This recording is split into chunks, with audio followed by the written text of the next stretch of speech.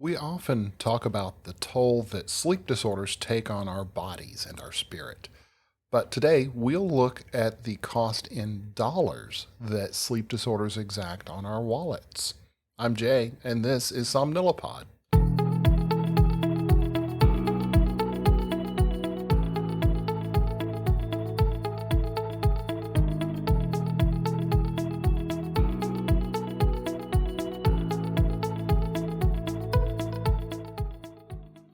Hello, everybody. Welcome back.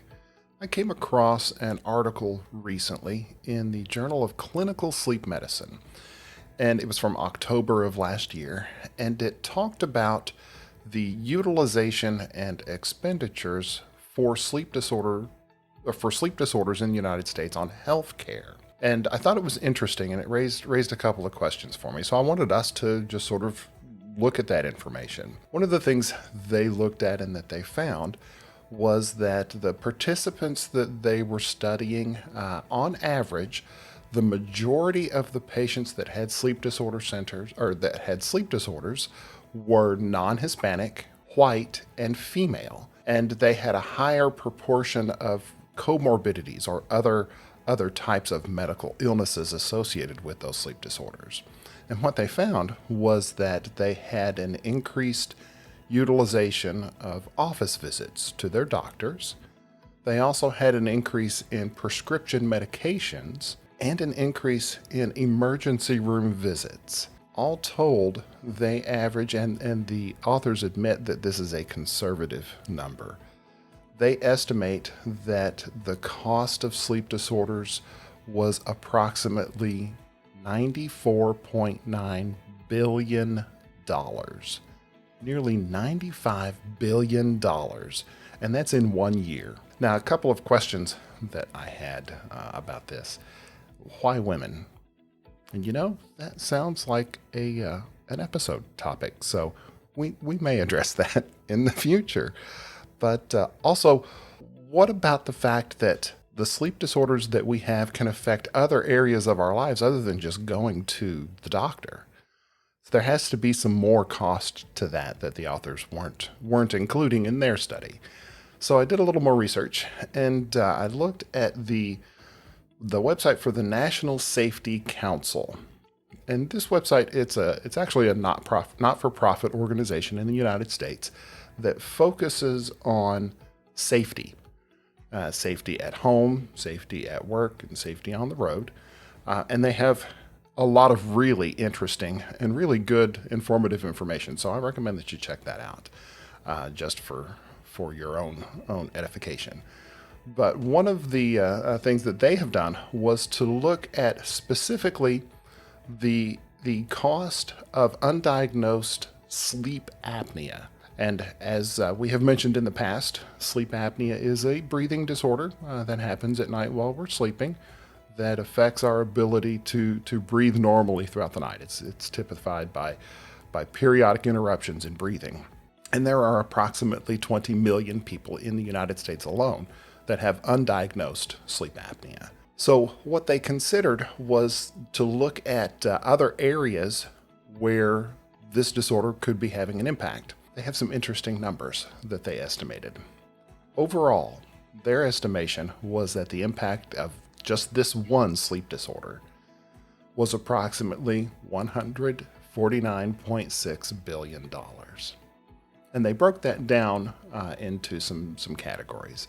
So, for example, the estimated costs included $86.9 billion in lost productivity. So, from an employer standpoint, it makes sense to look at sleep disorders to just basically increase your bottom line. But they also looked at motor vehicle accidents, and they estimated that $26.2 billion is spent in motor vehicle accidents related to undiagnosed sleep apnea. And there are other types of accidents as well, specifically workplace accidents. They added on another $6.5 billion in workplace accidents. So, taking this into consideration, not only is the effect of an untreated sleep disorder affecting us personally, our ability to stay awake during the day and affecting our quality of life, but it's also affecting our society. It affects our work. It affects our friends. It affects the people on the road when we're driving. So it's interesting to look at some of these other factors that can play into it. It also affects increased costs for healthcare through the workplace, because untreated sleep apnea can lead to other comorbid conditions, things like hypertension, high blood pressure, heart disease, diabetes, and depression. Now, it's interesting, a lot of people who don't necessarily suffer from these things may look at those and think, okay, well, yeah, you just go to the doctor and take a pill. But consider the fact that if you have an undiagnosed disease that is contributing to these things, how often are you going to call in sick to work? Because you just simply are having problems. You're sick. So they estimated that that adds an additional $30 billion annually to increased healthcare utilization and medication costs to the workplace. So one interesting aspect that they looked at, they did a follow-up study, and with these patients, or with these participants that had undiagnosed sleep apnea, they did a survey of a little over 500 of them once they were treated for sleep apnea. And just to consider, just after their treatment alone, there was a decrease of 40% in workplace absences. So you treat the sleep apnea, you have a workforce that is going to be there 40% more of the time. And when they're there, they're going to be better able to focus on the tasks that they have. So it's going to reduce workplace accidents. It's going to reduce roadway accidents that they have, because they're not falling asleep at the wheel or having micro sleeps as we have discussed in the past. And they're also going to be able to be present to help increase and to maintain a lot of the aspects of the workplace that just simply aren't a part of this study. And interestingly, of those applicants, or of those participants, 78% of them reported that getting their sleep apnea treated was actually a good investment. And I think that really boils it down, is that it is an investment to look at the treatment of these types of disorders. It's not just an investment in yourself, it's an investment in your family. And, not to sound cold-hearted, but it is an investment in the society around you, in your ability to work and to be productive and to contribute. So consider educating yourself, making sure that you understand what's going on as far as your sleep is concerned, and the effects that it can have on the people around you and your workplace. I hope this has been informative for you. I know it was interesting for me as well. I tend not to look at some of these types of numbers, so it was good to research some of that stuff. If you have any questions, comments, please send those on to me at j@somnilopod.com. Also, consider checking out the YouTube channel.